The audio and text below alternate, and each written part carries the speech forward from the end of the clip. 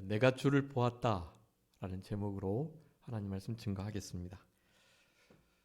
우리 18절 말씀에 막달라 마리아가 제자들에게 한 말씀입니다. 내가 주를 보았다. 여러분, 제자들을 예수님께서 처음 부르셨을 때 특별히 그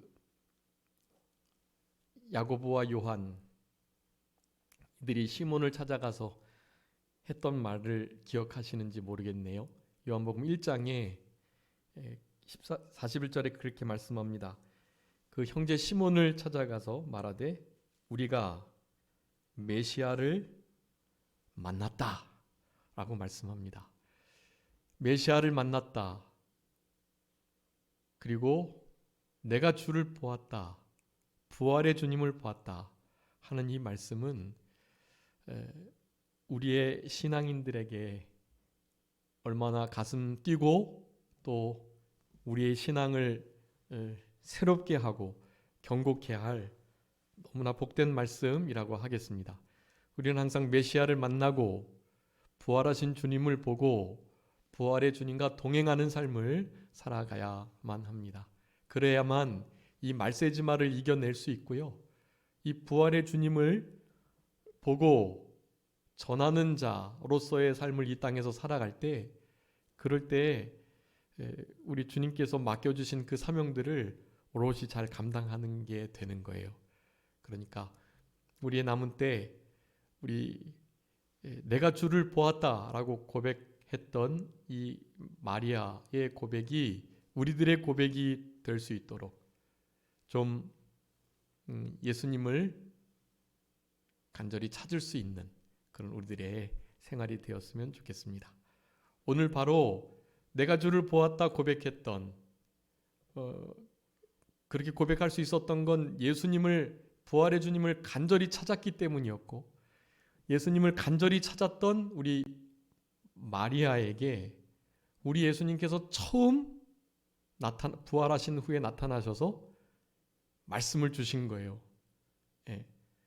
그래서 예수님이 부활하시고 난 다음에 이제 성경 안에서는 한 10여 차례 나타나신 것을 기록하고 있는데요.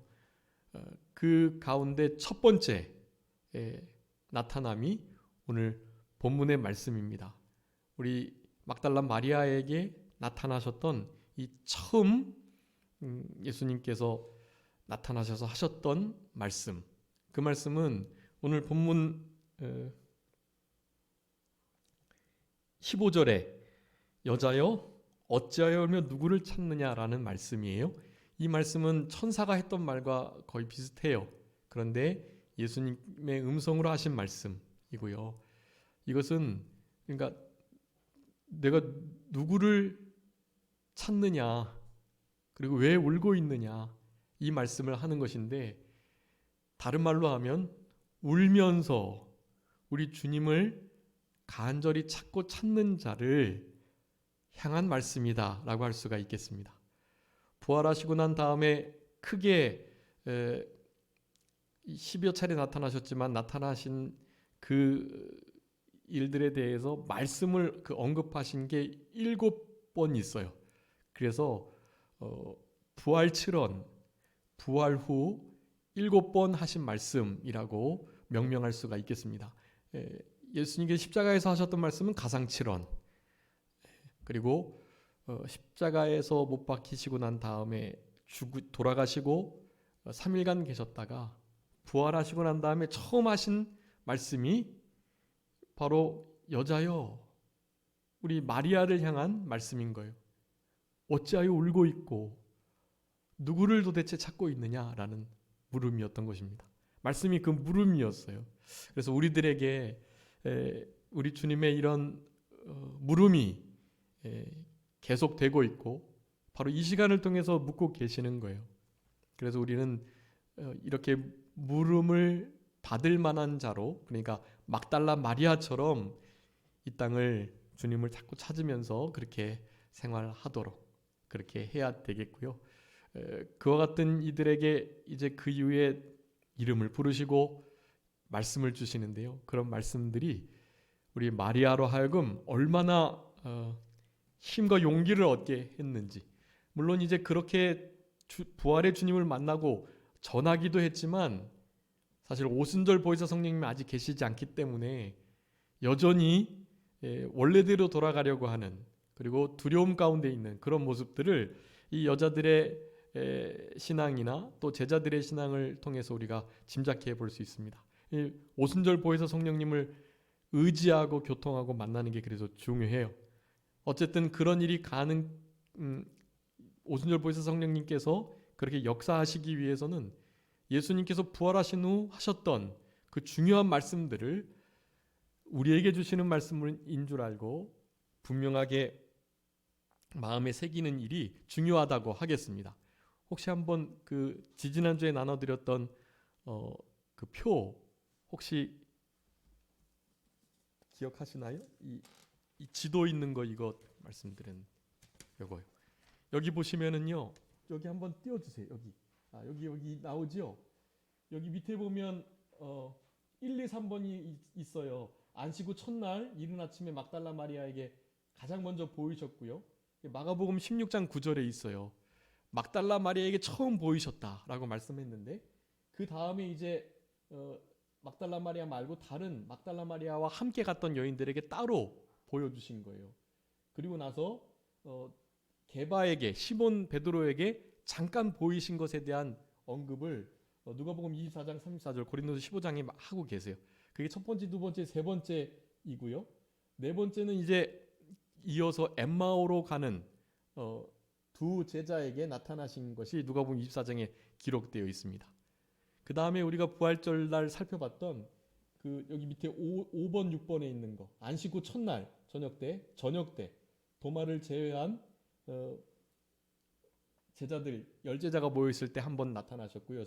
다섯 번째로 그 뒤에 8일 뒤에 도마가 함께 있을 때 11제자에게 나타나셨어요. 그래서 이런 루트를 따라서 저쪽 이제 11제자가 갈릴리에 갔을 때, 그리고 500여 형제에게 한꺼번에 일시에 보이셨고, 10번째 야고보에게 보이셨다. 그리고 11번째 베다니 앞에 축도하시고 오르실 바로 그때 마지막으로 보이신 것에 대해서 11번째로 기록하고 있고, 12번이라고 저기 맨 위에 나오는데요. 거기 다메섹에 이르렀을 때 우리 부활하신 주님께서 빛으로 사울에게, 그러니까 사도 바울에게 나타나신 것까지 한다면 그렇게 12번 기록되어 있는 것이, 오늘 본문은 저 1번, 2번에 관한 말씀이에요. 근데 1번, 2번의 말씀을 여러분이 좀 이제 헷갈릴 수 있는데요. 제가 그것을 잘 설명드릴 테니까 요번에 이 기회를 통해서 부활하신 이후의 그 과정들을 좀 잘 상세히 그렇게 기억하고 계신다면 우리 신앙에 아주 큰 유익이 될 것이라고 생각합니다.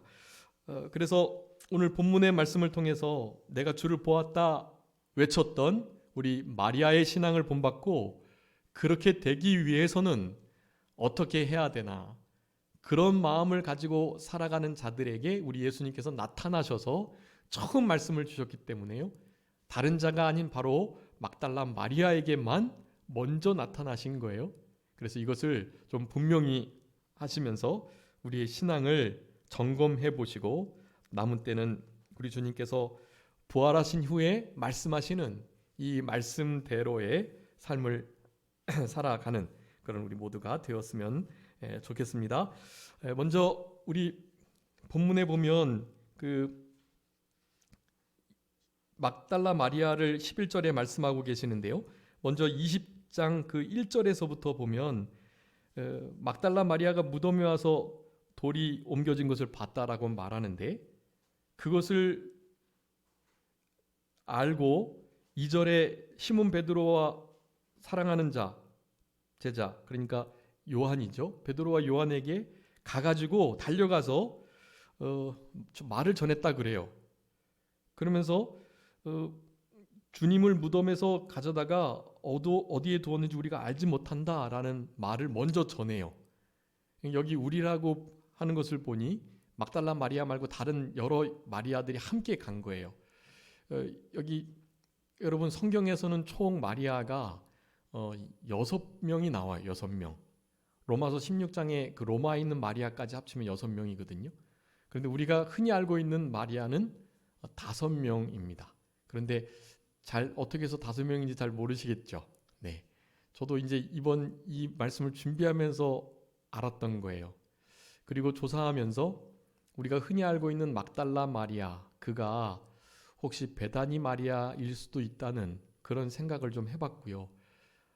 조금 더 공부해 봤더니 학자들조차도 그것을 확실하게 규정하고 있지 못하더라고요.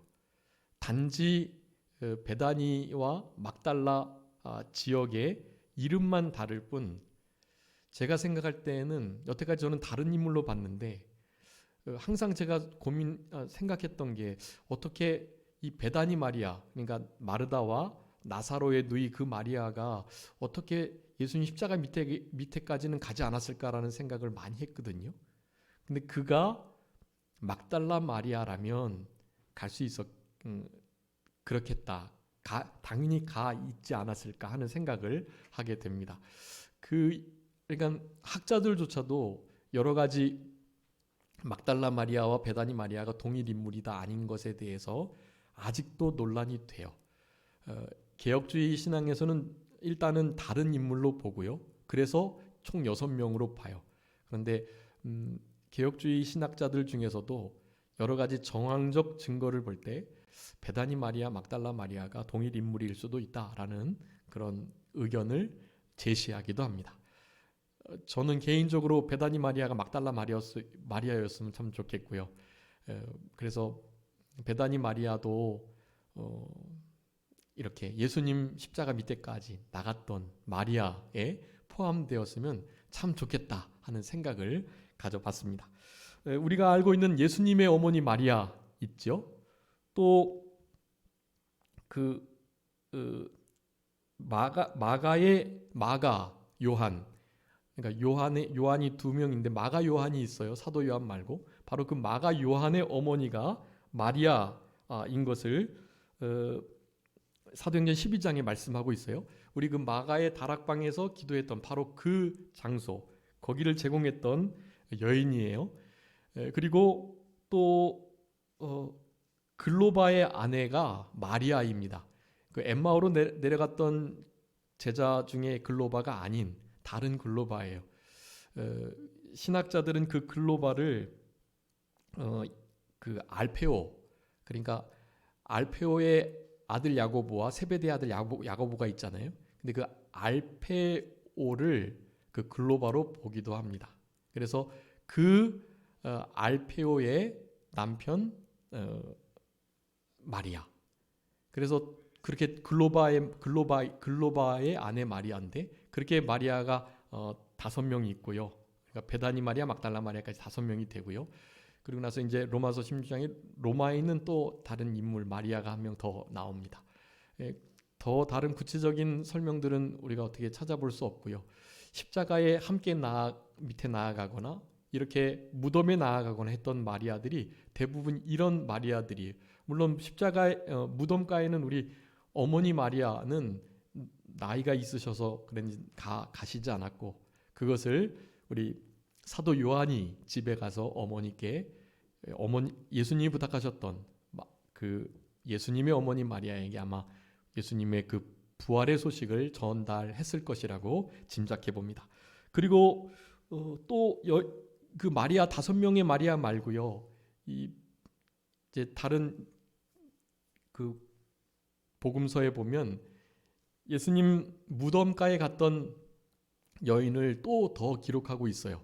바로 살로메라는 인물인데요. 살로메는 그러니까 예수님의 이모예요. 이모. 예수님의 어머니 마리아와 자매지간인 거죠. 바로 그 살로메. 그가 우리 예수님을 자기의 제물로, 그러니까 여러 마리아들, 여인들이 함께 예수님을 공개했던 것을 우리가 알 수 있습니다. 또 요한나와 수산나 이런 인물들이 나오는데요. 요한나, 수산나에 대해서는 성경에서 다른 언급들이 없어요. 그래서 요한나, 수산나, 살로메, 그리고 5 마리아, 이런 이들이 우리 예수님을 잘 공경하고 모셨어요. 여러분, 이런 여인들 참 귀한 여인들인데요. 이런 여인들의 이 삶이 얼마나 멋진지, 예수님의 무덤가에까지 오는, 여러분, 그 무덤에 가는 일이 힘들고 어려운 일이고요. 그리고 무덤에 이들이 왜 갔죠? 예수님의 시체를 잘 처리하기 위해서요. 그들의 처리는 다른 게 아니라 그들은 부활의 신앙이 있었기 때문에 각양 향품, 특별히 모략을 가지고 그 시체를 잘 닦고 시체가 썩지 않도록 잘 이렇게 관리하는 것이 아주 중요한 일이었어요. 근데 문제는 그 향품들이 온몸을 다 바르고 다 이렇게 씻고 하기 위해서는 그 양이 어마어마하게 많대요. 그래서 학자들에 의하면 적어도 40kg 이상 되는 몰약과 향품이 있어야 한다 하더라고요. 근데 우리 마리아는 지금 마리아만 남아있는 상태예요. 저걸 설명을 좀 이따 드릴 건데, 마리아가 지금 말하는 거예요. 마리아가 지금 천사하고 말하거든요. 왜냐하면 이 장면은 처음 여인들과 함께 왔을 때 만났던 그 천사를 두 번째 만나는 거예요, 마리아는. 그러니까 두 번째 봤다고 이 마리아가요, 예수님에게만 온통 관심이 있고 천사는 뭐 이제 별로 뭐 신경도 안 쓰는 거예요. 천사랑 막 왜 이렇게 우냐고 해도 우리 주님이 없어졌는데 어디에 가졌든지도 모르고 있는데 그러고 있냐고, 이제 그런 식으로 막 천사하고 말을 하는 거예요. 물론 사람 형상으로 형상화한 천사이긴 하지만 그가 천사인 건 분명히 알고 있었기 때문에, 그렇지만 온전히 예수님께만 관심을 가지고 있었던 것입니다. 그러면서 말하는 거예요. 내가 예수님을 이제 동산지기인 줄 알고 얘기를 나누는데, 당신이 예수님의 시체를 치웠다면 내가 가져가겠습니다라는 말을 하는 거예요. 향품하고, 그리고 예수님 그래도 건장한 남자이신데 남자들도 향품과 그 시체를 그렇게 다 못 옮겨요. 근데 마리아가 지금 그렇게 하겠다고 하는 거예요. 여러분, 마리아의 이와 같은 신앙을 우리는 본받아야 합니다. 물론 부활하시겠다고 많이 말씀하셨던 것을 기억하지 못하고 예수님이 돌아가셨고 시체가 없어졌다는 것 때문에 이렇게 슬퍼하는, 사실은 좀 감정적이고 신앙에 근거하지 않은 사모, 열심이죠. 그럼에도 불구하고 우리는 이런 열심과 사모함이 있어야만 하는 거예요. 여러분, 하나님께서 우리의 마음 중심을 보시고 특별히 우리 마음을 저울질하신다고 말씀해요. 잠언 24장 12절에. 여러분, 우리 마음이 어떠한가? 예수님만을 바라보느냐? 예수님만을 찾고 사모하느냐? 천사와 말을 해도 별것 아닌 것으로 여기고 모든 관심이 예수님께만 있었던 우리 마리아.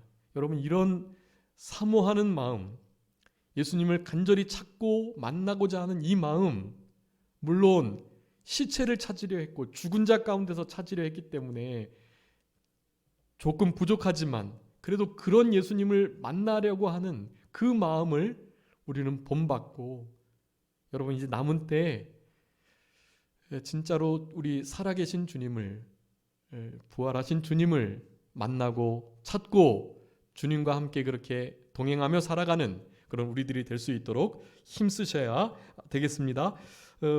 오늘 본문의 그 11절에 막달라 마리아가 무덤 밖에 서서 울었다. 여기 본문에서는 이제 마리아만 실제로 혼자만 있는 거예요.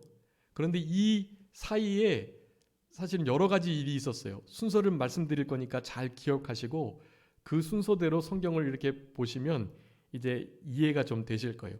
자, 먼저 첫 번째는요, 막달라 마리아와 다른 마리아들이 함께 새벽 미명에 무덤을 찾아와요.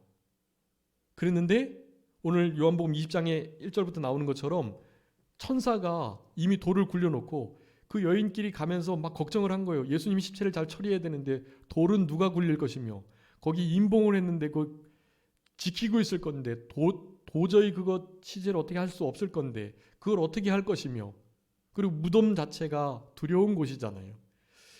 이곳에 우리가 가서 주님 어떻게 잘 처리할 수 있을까 하는 생각을 가졌던 것이에요.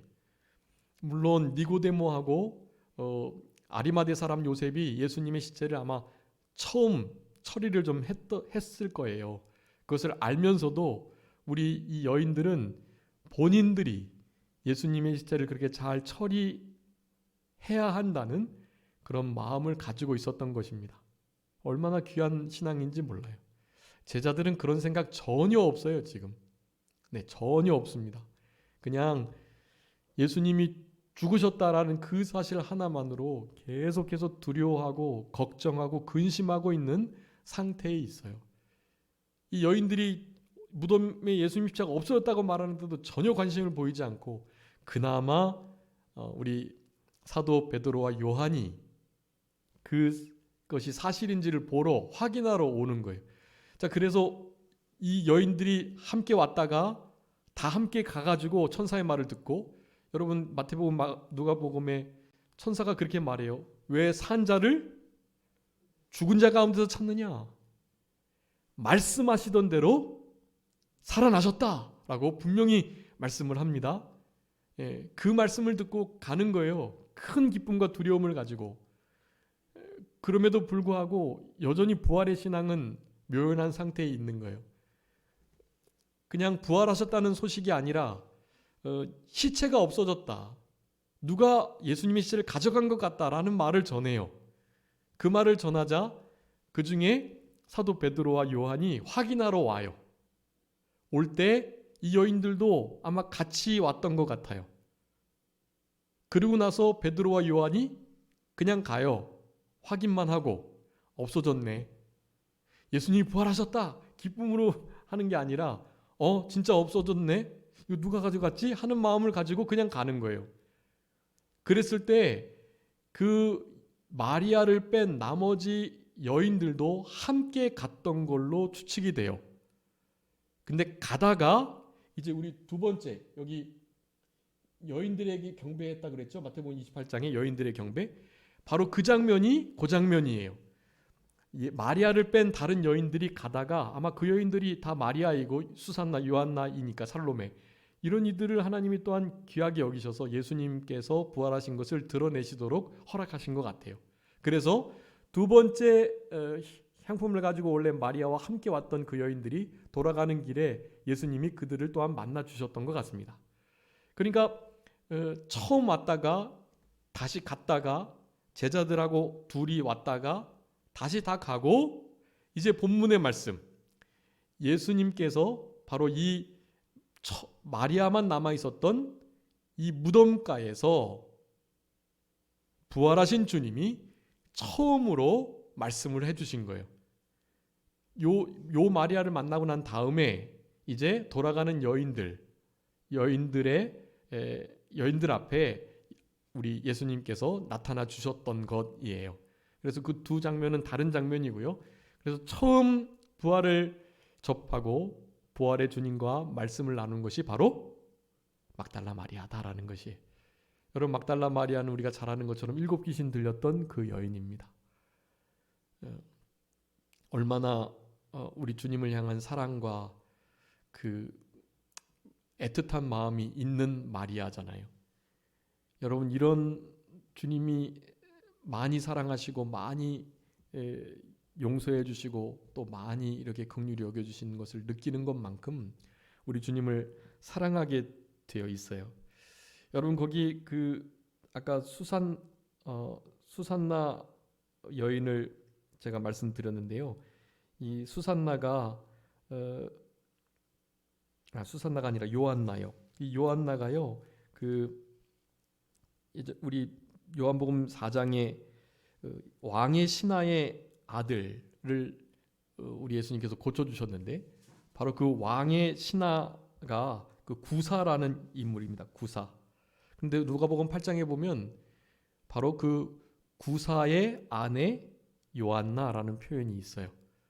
그러니까 구사의 아내 요한나이기 때문에 요한나로서는 자기의 아들을 살려주신 분이 예수님이시기 때문에 예수님을 향한 사랑이 애틋한 거예요. 그래서 자기가 가지고 있는 재물로 예수님을 수산나와 함께 살로메와 함께 다른 마리아와 함께 계속해서 섬겼던 것이에요. 그 중에 막달라 마리아는 너무너무 우리 베다니 마리아는 우리 자신의 동생도 살려주시고 나사로도 살려주시고 늘 그렇게 항상 발치해서 말씀을 들었던 베다니 마리아이기 때문에 그 마리아가 막달라 마리아였으면 참 좋겠는데 어쨌든 그 막달라 마리아, 베다니 마리아, 요한나, 또 예수님의 이모 살로메 이런 모든 마리아들이요 얼마나 예수님을 사모하고 사랑하는지를 우리가 생각해 보게 됩니다.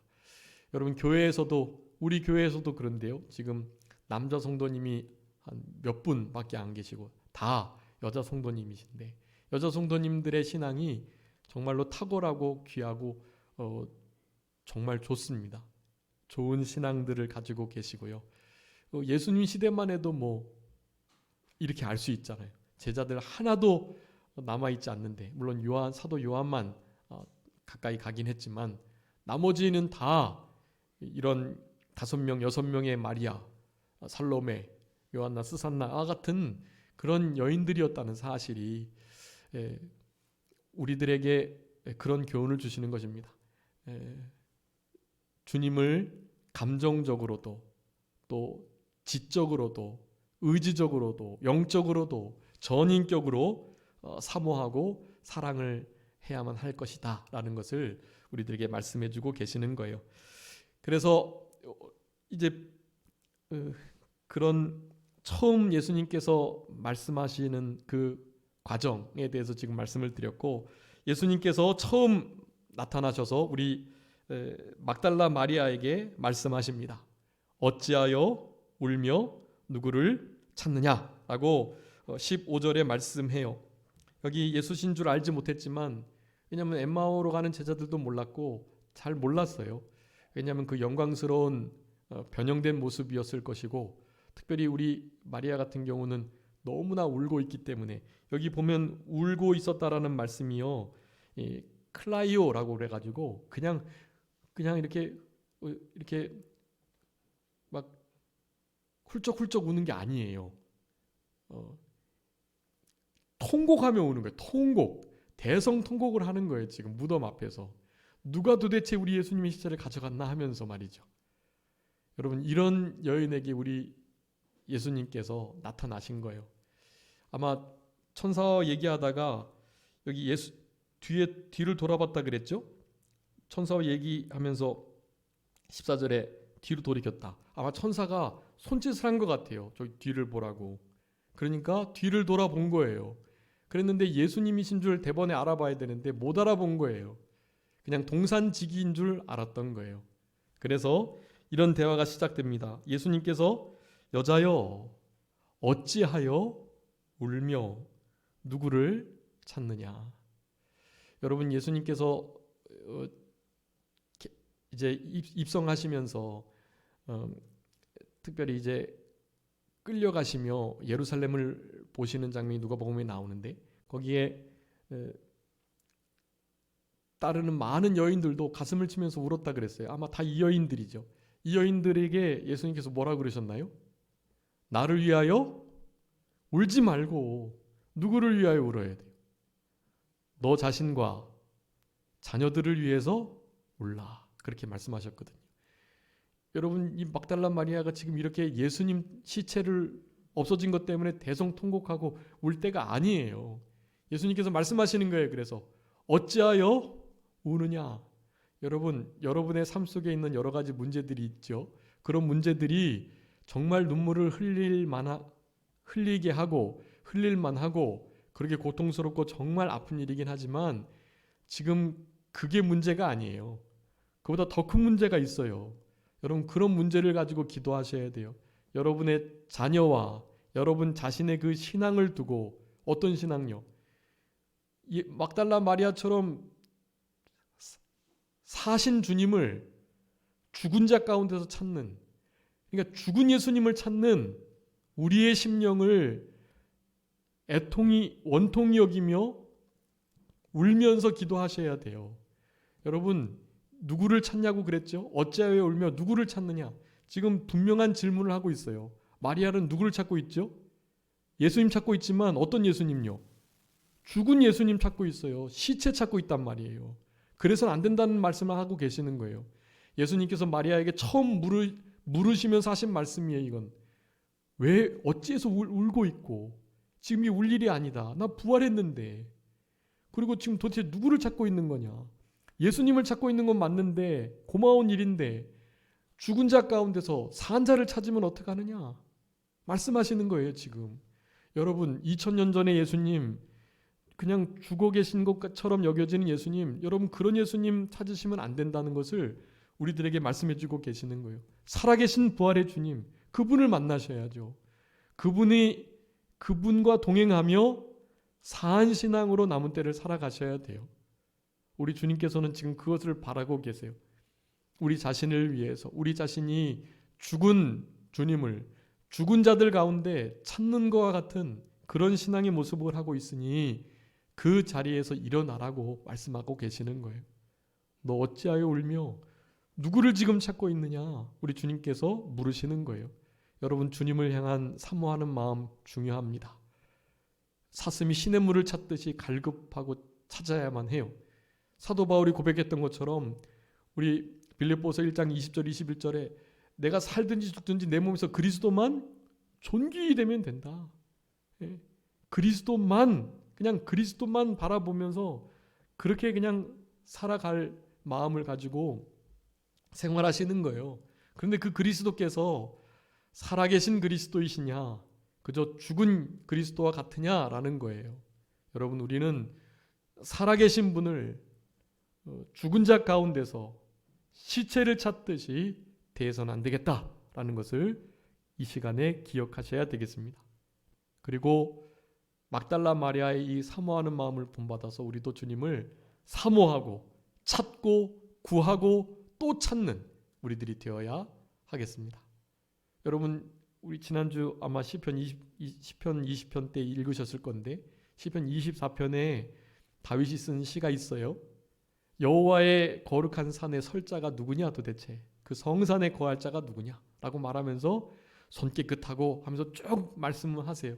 그러면서 24편 6절 보면 여호와를 찾는 족속 야곱의 하나님 그분의 얼굴을 구하는 자 그가 여호와의 성산에 거하고 선다라고 말씀하고 있어요. 여러분 우리는 야곱의 하나님의 얼굴을 구하고 여호와 하나님을 전적으로 찾고 또 찾는 그런 우리들이 되어야 할 것입니다. 여러분 주보에다가 제가 어떻게 찾아야 할 것인가에 대한 구절들을 써두었어요. 여러분 그 말고도 많이 있지만 말씀들을 꼭 기억하시고 여러분 우리 삶 속에서 진짜 주님을 찾으면 만나주시겠다고 하셨던 우리 예수님의 이 큰 은혜 속에 살아계신 주님과 동행하며 살아계신 주님을 배웁고 전하고 또 확신하며 증거하는 그런 우리들의 생애가 되어야 되겠습니다. 누가복음 24장 5절 6절에 여자들이 두려워해서 얼굴 땅에 대면서 어찌하여 살아있는 자를 죽은 자 가운데 찾느냐라는 천사의 말을 들었어요. 여기 계시지 않고 살아나셨느니라 라는 말씀을 하였습니다. 여러분 우리 예수님을 죽은 자의 자리에서 찾지 않도록 죽은 하나님을 죽은 주님을 만나고자 하는 그런 생각을 갖지 않도록 하셔야 되겠습니다. 그래서 신명기 4장 29절 30절 한번 읽어주세요. 신명기 4장 29절 30절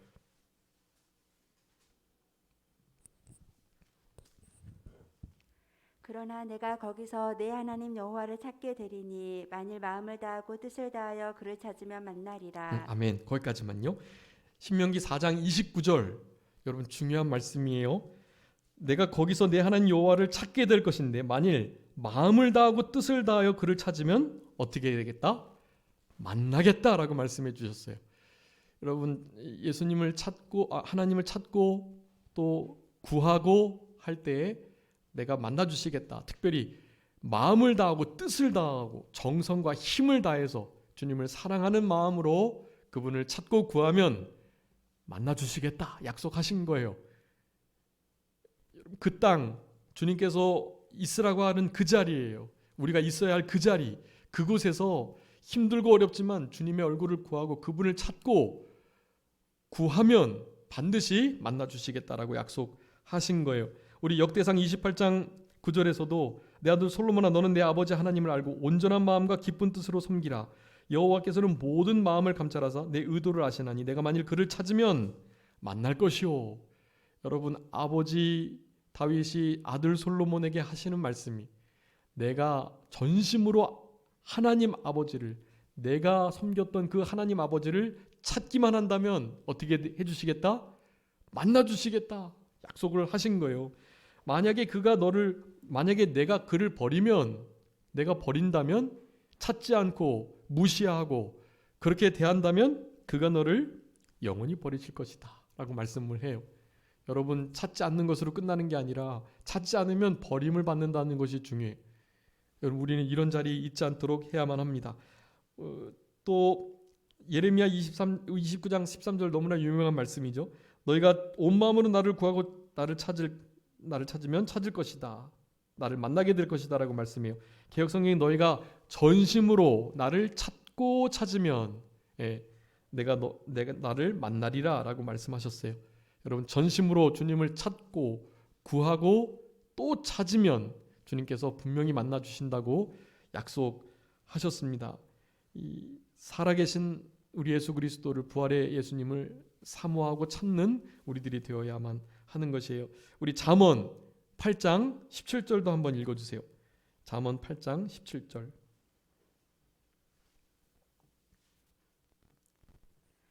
나를 사랑하는 자들이 나의 사랑을 입으며 나를 간절히 찾는 자가 나를 만날 것이니라. 아멘. 나를 사랑하는 자들이 나의 사랑을 입을 것이고 나를 간절히 찾는 자가 만날 것이다. 나를 사랑하는 자가 사랑을 입고 나를 간절히 찾는 자가 만나주신다. 나를 만나게 될 것이다. 여러분, 이런 말씀들이 그냥 써져 있는 말씀이 아니고 한 말씀만 있어도 너무나 분명한 생명의 말씀인데 이것을 구약에서부터 신약에까지 계속해서 말씀해 주고 계세요. 여러분, 우리 예수님을, 부활의 주님을 찾고 구하고 그래서 만나는 그런 우리들의 복된 인생이 되었으면 좋겠습니다. 여러분, 부활의 주님 만난다는 게 얼마나 행복하고 얼마나 설레는 일인지, 여러분이 계획하시고 생각하시는 그 모든 좋은 것보다, 이거보다 더 귀한 것은 없어요. 부활의 주님을 생명 삼으시고 나의 목자 삼으시고 날마다 그렇게 동행하시는 이 복된 특권을 좀 누리셨으면 좋겠습니다. 여러분, 이런 삶이 가능해지면 문제는 더 이상 문제가 되지 않아요. 문제가 여전히 존재해도 그것은 더 이상 우리의 장애물이 아니에요. 그냥 디딤돌일 뿐이라는 사실을 기억하셨으면 좋겠습니다. 자, 두 번째 예수님 말씀하십니다. 마리아야 라고 말해요. 이런 말씀을 다 주고받는데 마리아가 모르는 거예요. 그냥 동산지기인 줄 알고 계속 설명을 하고 찾으려고 하고 그래요. 그래서 예수님께서 말씀하시는 거예요. 마리아야. 여러분, 우리 예수님의 이 음성을 마리아가 들었다는 사실에 주목하셔야 됩니다. 자신의 이름을 부르는 예수님의 음성을 이제야 알았던 거예요. 여러분, 우리 예수님 우리의 이름을 지으셨고 우리를 지명하여 부르셨다고 이사야서 43장에 말씀해요. 여러분 성도님들의 이름 한 사람 한 사람의 이름을 우리 주님께서는 다 아시고 영원하신 작정과 섭리 속에 그렇게 이름 지어 주셨어요. 그래서 우리를 지금도 부르고 계십니다. 여러분, 이사야 40장에는 이 세상, 이 우주 만물에 있는 별들까지도 이름을 지으시고 이름대로 불러내시는 하나님이라고 그러셔요. 그런데 우리의 이름을 모르시겠어요? 우리를 위해서 목숨을 버리신 하나님이신데, 아들을 내어주신 하나님이신데 우리의 이름을 모르실 리가 없고, 이름을 안다는 건 여러분의 사정을 다 아신다는 거예요. 여러분의 사정을 아시는 하나님께 모든 것 맡기시고 우리를 이름 부르시고 우리를 따라오도록 하시는, 이름 부르렸다는 것은 이제 따라가는 일이 남았다는 거예요. 예수님을 목자 삼는 일이 우리에겐 의무적으로 있다는 거예요. 그분의 음성을 듣고 그분을 힘써 따라가는 삶이 우리에게 요구된다라는 것을 우리에게 말씀합니다. 그래서 마리아야 했던 것은요, 내 음성을 듣고 이제는 나를 따르라 라는 말씀이에요. 마리아야. 여러분, 이 마리아야 라는 말을 듣고 선생님이라는 말을 이제 그제서야 하게 되는 거예요. 내가 그렇게 따랐던, 사모했던 선생님, 나의 주, 그분을 알아봤던 것입니다. 여러분, 요한계시록 3장 20절에 보면 내가 문 밖에 서서 두드린다 라고 말해요. 우리 예수님께서 계속해서 관계하시기를 원하는 거예요. 그럴 때 음성을 듣고 문을 열면 내가 그에게로 들어가 그로 더불어 먹고 그는 나로 더불어 먹으리라. 영원한 영생의 규제를 하시겠노라고 말씀하시는 거예요. 여러분, 지금도 우리를 이렇게 부르고 계시고 문 밖에 서서 우리의 이름을 부르시며 예수님의 뒤를 따르도록 지금도 우리를 콜링하시는 우리 주님의 이 음성을, 부활하신 주님의 이 말씀을 분명히 새겨 듣고 내가 지금 누구를 따라가는지, 누구의 음성을 듣고 누구를 뒤쫓아가는지, 여러분 이것을 점검하시면서 내가 추구하고 따르는 게 뭔지, 내가 구하고 또 마음 쓰고 관심 갖고 시간과 돈과 노력을 기울이는 그것이 무엇인지 점검하시면서 예수님보다 그 모든 것이 앞서시면 안 돼요. 우선순위가 되셔는 안 돼요. 예수님께서만이 최고로 영순위가 되도록 그분만을 따르고 또 추구하는, 얼굴을 구하는, 찾고 찾는, 사랑하는 우리들이 되어야만 합니다. 그러면서 이제 나를 붙들지 말라는 말씀을 하세요. 이것은 예수님, 이 마리아가 계속 시체 찾으려고 하고 이제 예수님 찾았으니 더 이상 이제 떨어지지 않으려고 막 하는, 예수님께서 계속 말씀하잖아요. 나는 가야 된다고. 승천하고 그래야 오순절 보혜사 성령님이 오시고 이제 가셔가지고 우리를 이제 영접하실 그런 구속사가 있는데 그저 예수님을 육체적으로 함께 붙들려고 하는 마리아의 모습을 보고 붙들지 마라라는 말씀을 하시는 거예요. 그 다른 여인들도 마찬가지. 예수님을 막 발을 붙들고 경배를 하기에 나를 만지지 말라고 말씀을 하시면서 경계하세요. 우리 예수님이 이제 승천하셔야 될 몸이고 오순절 보혜사 성령님과 더불어 이제 제자들은, 여인들은 생활해야 하니까 감정적으로 일을 하지, 신앙생활을 하지 말라는 것을 요구하시는 말씀이라고 할 수가 있겠습니다. 또 이제 마지막 네 번째, 그 형제들에게, 지금 그렇게 예수님의 부활을 믿지 않고 그냥 무덤에도 있지 않은 그들을 향해서 형제들이라고 예수님이 그러신 내 형제들에게, 마리아에게 말하는 거예요. 전해라.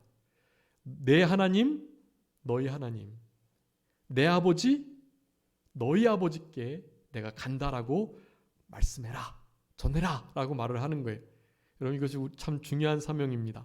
여러분, 우리 예수님의 아버지가 나의 아버지, 예수님의 하나님이 나의 하나님이라는 사실을 생각하며, 그러면 우리가 이기지 못할 게 뭐가 있겠어요? 뭐든지 해결함 받고 하나님이 우리 아버지시고 그 하나님께서, 예수님의 하나님께서 나의 하나님이 되시니 여러분 뭐가 두려워요?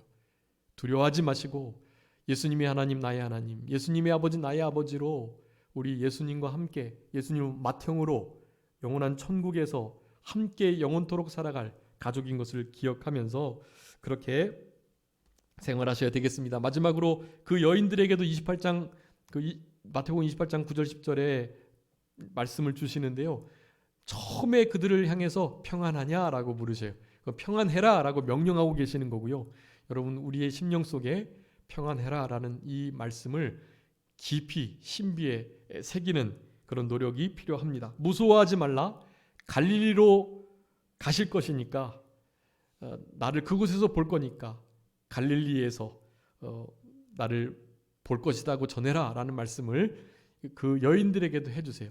그래서 먼저 마리아가 와가지고 내가 주를 봤다라고 말했을 것이고요. 나중에 이 여인들이 또 와가지고 우리들도 예수님을 봤다라고 증거했겠죠.